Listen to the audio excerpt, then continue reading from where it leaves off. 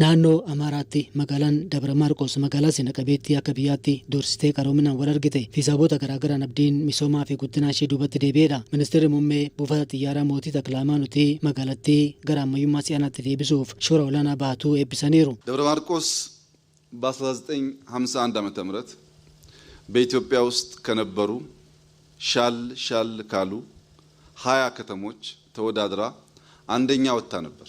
Dabra Maarqos bara 1951 magaalota Itoophiyaa fooyyee qaban 20 keessaa dorgomtee tokkoffaa baatee turte. Toora waggaa 70 irraa jechuudha. Har'a garuu Dabra Maarqos gulantaa fi guddina duraa sana dhabdee jiraachuu isheen nama Dabra Maarqos beekuu fi guddina ishee hawwuuf gaabbii fi gaaffii uumuu qaba. Dur feetu xiyyaaraan feetu lolchiinaan Maarqos hin dhuftuuyi magaalaa Tadlaadhaa jedhamee fi sirbamaa fi ture. Waggoota muraasan darban xiyyaaraanis lolchiinaanis imalli gara Dabra Maarqos danqamee ture. Har'a ammoo feetu xiyyaaraan isa jedhamee sirbameef deebisneerra kan lolchiinaas ni deebisna. ላው ከተማ ቢሻህ በአውሮፕላን ቢሻህ በሎንቺና የተባለላት ከተማ ናት።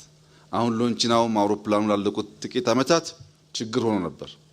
ዛሬ ቢሻህ በአውሮፕላን ተመልሷል። ቢሻህ በሎንቺና ግን በእኛ ጥረት መመለስ ይኖርበታል።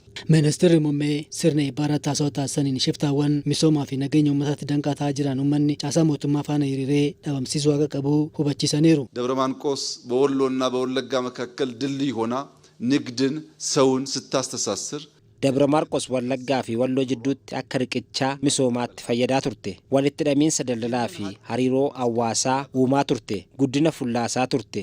Dhugaa kana itti fufsiisuu dadhabnee sulula Abbayyaa keessatti shiftaan deemsa gara Finfinnee dhorkee ture. Waltaanee isa dhabamsiisuu osoo qabnu inumaayyuu bayyaannatanii imala gara Dajanis dhorkaa jiru. Kun sirrii miti.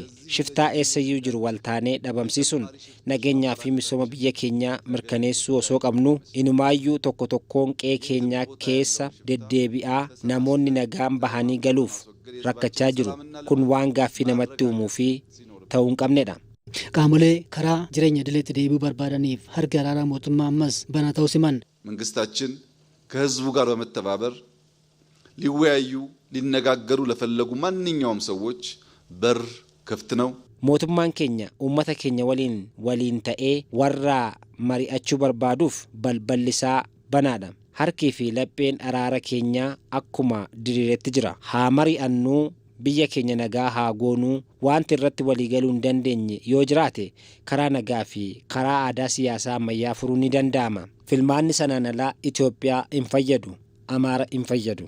Rakkooleen madda wal dhibdee ta'anii irratti walolaa jiru hedduun isaanii yeroon kan furuudhas jedhaniiru. Kanaaf dogongora seenaaf jennee dogongora gara biraa uumuu hin qabnu jedhan.